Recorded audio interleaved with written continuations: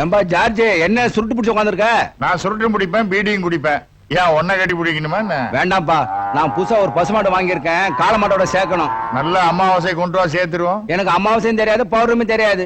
பொண்டாட்டி இருக்கால, அது அவர்கிட்ட போய் கேளு. அப்படியா சொல்ற? அவ அமாவாசை பௌர்ணமிலாம் சொல்லிடுவாளப்பா. பசுமாடு காலையை பார்த்த உடனே பயந்து ஓடிடுமே.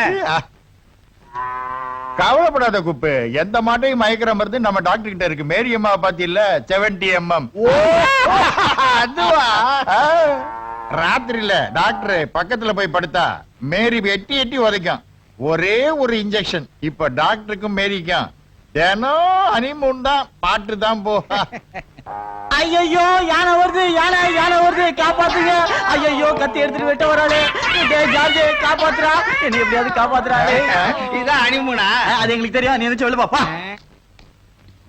ஜார்ஜ், குடும்பத்துல எங்க குடும்பத்துல ஒரு பெரிய குழப்பம் நடந்து போச்சுடா. பெரிய நான் சொல்றத கேளுடா.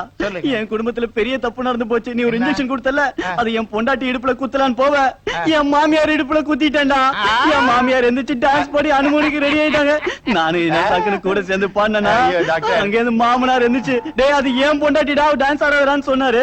நான் அவருக்கு ஒரு இன்ஜெக்ஷன் கொடுத்தேன். இப்ப 2 பேருமே ஜாலியா அனுமதிக்கு போயிட்டாங்க.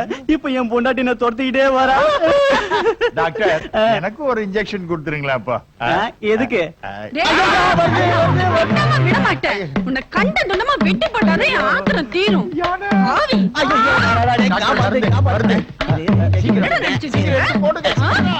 நீ எப்படியாவது சமாளி.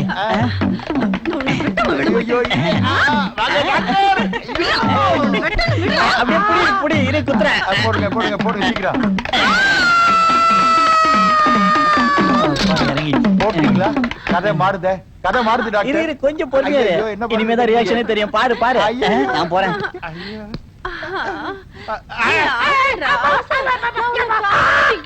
ஐயோ பொண்டாட்டி கொண்டுடுவா.